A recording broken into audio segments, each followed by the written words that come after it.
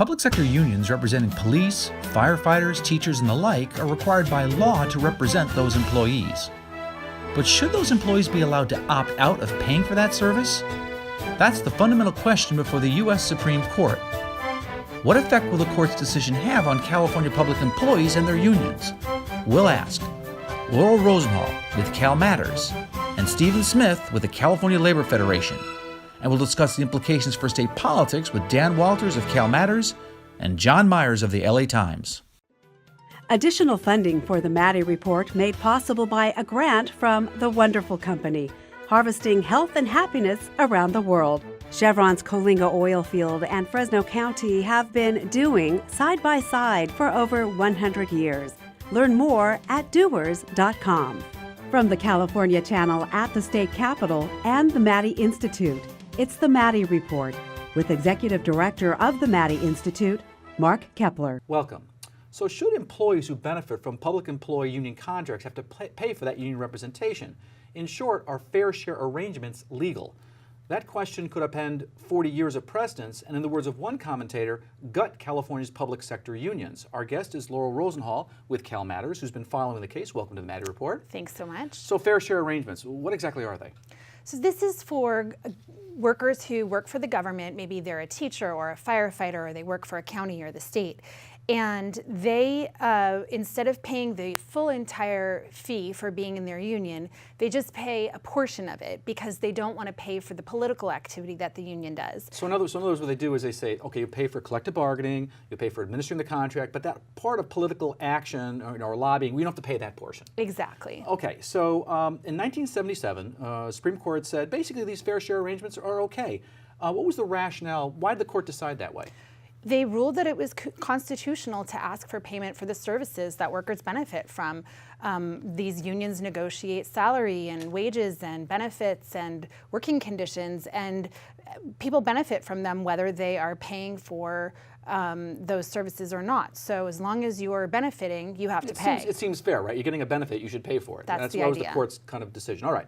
So this summer, the U.S. Supreme Court is kind of revisiting this issue in a case called Janus versus AFSCME, the American Federation of State, County, Municipal Employees. Looks like they may reverse this 1977 decision in 40 years of precedence. That's a pretty big deal. What are the plaintiff's arguments for now changing the law? So the plaintiff, Mr. Janus, he is he's a worker in Illinois, a child support worker. He doesn't want to pay union dues or agency fees. He doesn't want to pay any of it because he fundamentally disagrees with what his union's doing. Specifically, in his case, he really disagreed with his union's decision to sort of push for greater benefits for its employees. And he's an employee. It's interesting. I found it very ironic. He's against the union because the union is trying to get more wages and benefits for people like him. Right, but his argument was that in the political context with his state of Illinois kind of dealing with the budget problems that they were dealing with, that it was a political move to seek increased wages and benefits in that context. And so he basically says that by having to pay those agency fees, it infringes on his freedom of speech. So the union's argument, I'm assuming, is the same as it's always been, and that is, hey, you shouldn't be freeloaders here, right? Exactly. No one. Their argument is that no one should get a free ride. You know, if you benefit from the services that the union provides, then you should pay for it. And so, you appeal a case to the U.S. Supreme Court. That's not cheap. And I'm guessing a public employee from Illinois probably can't bankroll a case all the way to the Supreme Court. So who's bankrolling this case and why? Right. Well, there's a huge amount of political interest in this, and there are a network of conservative donors who have supported other kind of... And some pretty familiar names like the Walton Family Foundation, the Mercer Family Foundation, the Koch Industries, they're supporting this lawsuit. And a lot of these groups that have supported this case are also the same ones who have supported the election of Governor Scott Walker in Wisconsin, who was very, anti-public employee union there. That was a big thing a few years ago. It was Act 10 in Absolutely. Wisconsin, who had all those demonstrations, et cetera. Yeah, so there is a network of folks who are conservative who want they're sort of preaching for fiscal conservatism and see that public employee unions sort of are working against that by constantly seeking more money for their and employees. If you think about logic, when city council members run for office or board of supervisors, typically they are supported by the union. You could say, like say, police officers, oh, they're for public safety. Well, the reality is the public safety unions know that they want to negotiate across the table with a friendly face, and so they want to get someone elected. And that's one of the arguments as to why there maybe isn't an arm's length relationship between the union and the employer in that situation. How's the court likely to rule? The conventional wisdom on this is that the court is going to rule against the unions and side with Mr. Janus, and that would be a huge reversal. It's worth noting that the Justice Neil Gorsuch was not very vocal when this case was heard before the Supreme Court. Just to put a fine point, there was an earlier case about a year ago argued in January called CTA versus Friedrichs, right, where it looked like it was going to be ruling, same issue, was going to be ruled against the unions, but then the next month Scalia passed away, right, and so now we're revisiting the issue. Exactly, and so because of Scalia's death, that case basically tied, and so they started anew with a new case. And so the prediction is that Judge Gorsuch will side with the conservative justices, and they will basically rule against the unions. Which is likely since he was nominated by President Trump. Okay, so I guess we're going to see. Well, up next, what do public employee unions think about the demise of fair share arrangements? That conversation in a moment. This is the Maddy Report. Welcome back. I'm Mark Kepler with the Maddy Institute. So how are California's public employee unions reacting to potential loss of fair share arrangements? Our guest should know. He is Steve Smith with the California Labor Federation. Welcome to the Maddy Report. Thanks again for having me. So let's talk about the bottom line impact of this court decision on organized labor in California. What are the projections in terms of the decline of dues-paying members? Well, it's really hard to ascertain at this point. We don't yet know what the decision is going to say exactly. There is a question as to whether it would overturn a 1977 precedent in which unions were able to charge what we call fair share fees, meaning that if somebody didn't want to join the union as a full member, there was still a nominal amount that they would have to pay for bargaining of the contract. Because the contract still covers them. The contract still covers them. It's required to cover them by law. And the union is required to represent them whether they pay dues or not. Correct. The union is required to represent them. So the model has been that there is what we call a fair share fee. The 1977 Abood decision actually said that that was constitutional. It was a 9-0 decision. This case and other cases like it have been heard from 1977 to the present day in lower courts throughout the years. Never once has a court ruled against that precedent. Yeah, but that's the question we're facing now. Yeah, but it's looking challenging, and right now most prognosticators say you're probably going to lose that case. Yeah. Well, I'm wondering if it's going to affect all employee groups the same. For example, you've got some relatively highly paid public employees like police and fire. They've also got a professional bond. They may still stick together. You have other employer groups, maybe less of a shared identity, lower wages, might say, you know what, union dues are significant costs, I'm going to drop out. Any concern about that, difference between employee groups? Well, yeah, obviously there is a concern, but I wouldn't say that it's quite the concern you raised. Low-wage workers are often the workers most in need of a union because they're the most vulnerable to exploitation on the job.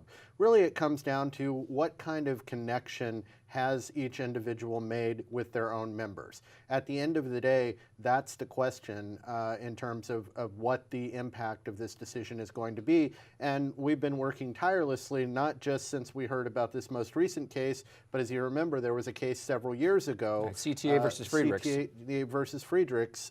So this internal, what we call internal organizing campaign has been going on for quite some time to create a deeper connection with our members. Well, let me ask you this. What impact do you think, if the Abood decision is reversed and fair share arrangements are no longer permitted, what impact will that have on state politics? Well, we can surmise based on what we've seen in other states that there will be some impact in terms of our membership.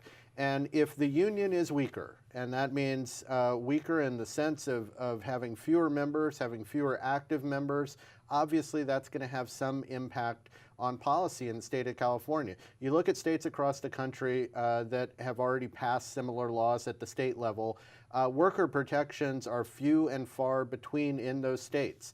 I'll give you an example. The teacher strikes that are happening right now as we speak, 50,000 people are out in the streets in Phoenix, Arizona, because teachers are so underpaid in that state, so undervalued in that state. And that's because years and years of effort to weaken their union. But you see that it's happening in places like West Virginia, in Oklahoma, in Arizona, places where public employee unions are either weak or non-existent. Exactly. Okay, let me ask you this. Taxpayer advocates would argue the other side of the equation. They're saying, listen, reducing the power of public employee unions is a good thing because it'll make the elected officials more responsive to their constituents as opposed to the special interest group of public employees. How do you respond to that? Well, I would say the teacher who inspires your child to read at night, the firefighter who's putting his life on the line, those are their constituents. Here in Sacramento, we have a large number of public servants who are the constituents of the members who represent them. They provide the services every day that our communities need. We look at this not in terms of dollars and cents. We look at this in terms of services provided to a community, infrastructure, public safety. These are the things that are incredibly important to members of the community, and I think that members of the legislature and of Congress understand the value that the employees who provide these services are giving back to their communities. Okay, so how will California's public employee unions respond to the end of fair share arrangements if that happens? That conversation in a moment. This is the Maddy Report. Welcome back. I'm Mark Kepler with the Maddy Institute. We're talking to Steve Smith with the California Labor Federation about a Supreme Court decision that could, in effect, create a situation where unions would be required to represent public employees, but those same public employees would not be required to pay for that representation. So what legislative actions have unions taken or are they likely to take to blunt the effect of that decision? Well, again, I think we have to wait to see exactly what the decision says, because even though most pundits are saying that the decision is going to be ruled against us, they have broad latitude, the Supreme Court, in terms of what actually that decision can say. So we can't really make any legislative proposals before we know what the decision is actually going to say. I will say in the last couple years, a few of the things that we think are important. One, when there are orientations for public employees, management obviously has an opportunity to talk to employees about the rules and regulations in the workplace. We felt that the union ought to have the opportunity as well, just to talk about the resource that the union provides to protect employees. So that's one thing that we were able to do in the state of California. But again, I think in terms of other legislation, we need to wait to see what that decision says, address the challenges, and we're looking to do that. Okay, it seems like if you really take a look at this, step back and take a look at it, it seems that what's particularly irksome to unions is the fact that some of these public employees may become free riders or freeloaders, frankly, allowed to enjoy the benefits of unionization without paying for those benefits. To get at that concern, what if you had a situation where you allowed employees, instead of paying to the union a fair share, they pay a like amount to a charity? So they're not getting off scot-free, they're paying something. Well, look, we always encourage members to participate in charitable contributions and community efforts to help others. But at the bottom line is that does not prevent the problem that this sort of scheme would create, which is it's all about trying to weaken the union by taking away funds that we use to collectively bargain a fair contract on behalf of our members that then also in other ways supports other members of the community. So I don't know that that would be the right solution. Well, let me ask you this. So we were talking earlier about this thing called the duty of fair representation, the idea that once you have a union contract, collective bargaining agreement, it covers everyone in the bargaining unit, all the employees, whether or not they're paying dues to the union or not. And the union can get sued if they don't represent everyone equally. What about saying, okay, if you're not going to pay dues, we don't have to represent you. The duty of fair representation should only apply to those folks who pay dues. No, obviously we've heard this idea discussed, but to us, the fundamental function of a union is to allow working people to stand together so that they have some power. Right now in a non-union workplace, and you can look at these all across California, whether it's Walmart or working in an Amazon warehouse or other places, workers have absolutely no power. They're being exploited every single day. They're being sexually harassed, racially discriminated, you name it. because they have no power in the workplace. A union allows them to have some power. That begs the question, then why aren't more workers organizing into unions? Well, I think the first reason is that there have been hundreds of millions of dollars spent over the last 2 decades to stop workers from doing just that. So there's an entire cottage industry of anti-union firms that come in and threaten and intimidate and retaliate against workers who are trying to form a union in their workplace. We're seeing it happen at Tesla in the East Bay right now. This happens in all kinds of workplaces. It's just become incredibly difficult for workers to exercise their fundamental right under the Constitution to organize. Let me ask you this. What about thinking about more ways or opportunities for employees to form unions, different kinds of unions, just making it easier for workers to form employee associations or unions to represent all the workers with management? Absolutely. We're exploring every idea that we have under the current dynamic that we're faced with. And this is an incredibly anti-union environment from the GOP Congress to the Trump administration right on down. In California, we've been able to keep our strength. This decision may threaten that. But what we know is that there's an incredible desire among workers to join unions, to act collectively in a workplace, to stand together so that they have some power. That's what we're advocating for. We will continue advocating for that regardless of what this decision says. Unions are not going away. That may be the narrative that comes out the day after this decision if it goes against us, but I can guarantee you unions are not going away because they are needed more than ever. Well, I want to thank Steve Smith with the California Labor Federation for joining us. Up next, what are the political implications for employees in California if opt-out of fair share arrangements is approved by the Supreme Court? That conversation in a moment. This is the Maddy Report. Welcome back. I'm Mark Kepler with the Maddy Institute. So what are the political implications if public employee unions see a drop in dues-paying members? We have two guests that can probably answer that question. Dan Walters with CALmatters and John Myers with the LA Times. Welcome back to the Maddy Report. Thank you. Thank you. So John, you've done reports in the past about special interest groups. I'm just wondering, when you look at all the special interest groups in California, how does labor stack up? Well, everyone's a special interest. So, I mean, how do they stack up in terms of their political muscle at the top, or certainly tied with the top, depending on the year and the issue with the business community? They're more organized and focused sometimes, and the business community has different interests that it's focusing on. But if you look at the big things that have happened, I think, in California politics in recent years, even in recent memory, the defeat of Arnold Schwarzenegger's special election plans in 2005, the creation of Prop 98, the school funding guarantee, the creation of the minimum wage bill in the legislature just recently, those were all pushed by organized labor, either their muscle in the Capitol or their muscle at the ballot box. They're a force to be reckoned with. Yeah, right up there. So Dan, let me ask you this. So right now, we're looking like we're going to see a situation where employees are going to be able to enjoy the benefits of union representation without paying for that service. That doesn't seem to be a very good business model for unions. The likely result is going to be a drop in money, drop in funding for unions and organized labor. That's going to hurt Democrats, isn't it? And is it going to shift the political pendulum more to the right? Well, I'm not sure it's going to shift the pendulum to the right, but it probably is going to have some effect on unions. I don't think the effect is going to be as great as they fear and some of the other people all hope.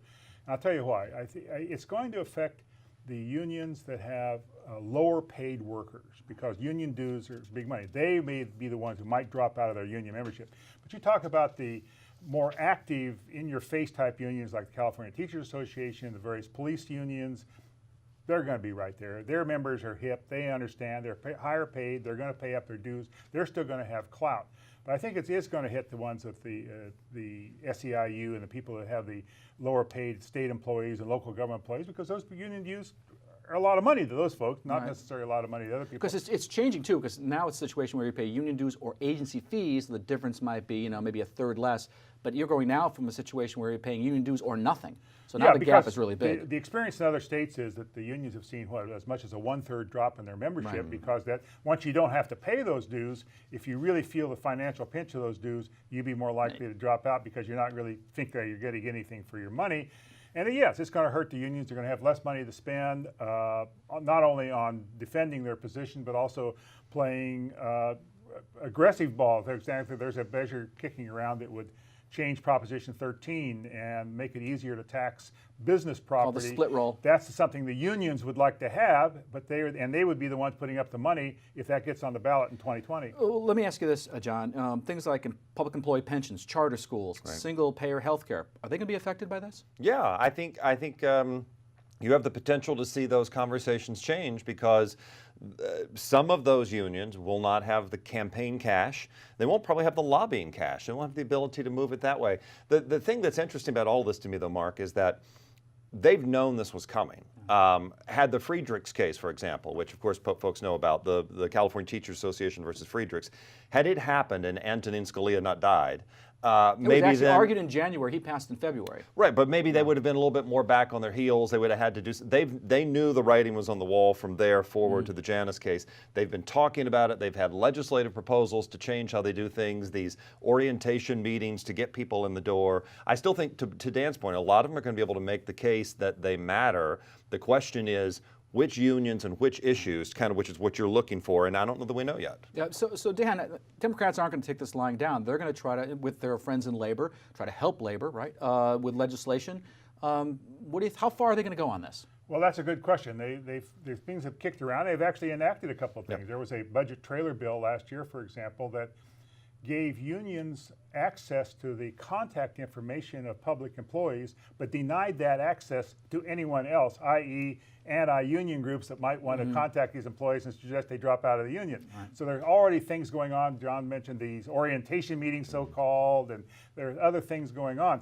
Will they work? Will it really make a big difference? Probably not a huge difference, but maybe a little difference out on the margin. But again, I think as John says, and I believe, it's going to depend on the union and depend on the issue. So it's going to be union specific. Let me ask you this one last question. That is, if unions decline in influence, who's going to fill that void? Well, I think if you're looking in Democratic politics, you've got to look at the rise of some of the environmental groups, certainly led by people like Tom Steyer. He's not going to bankroll everything himself, but certainly I think they've got to play. But then even then, because all unions are not monolithic, I would look at one rise of one particular union, Mark, and that is the building trades.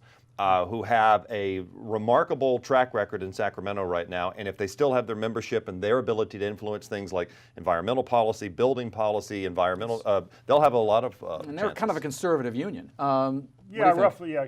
You have to also, as that implies, there's a split of sorts between the public employee unions, who are the ones who could probably get hurt by this, and the private employee unions, who are not necessarily affected by the Janus decision. It's a different game. They have different goals, different dynamics. The public employee unions have been wielding the big stick in California for a long time, and I think John's right. I think if there's a shift within the union movement, it's going to be towards people like the building trades, and they've been pretty successful in getting things like project labor agreements and prevailing wage laws and that sort of thing, or what is it, trained and capable workforce laws and that sort of thing. We'll see how it plays out. All right. Plays out. All right. Well, thank you very much, Dan Walters with the CalMatters and John Myers with the LA Times. I'm Mark Kepler with the Maddy Report. Thanks for joining us.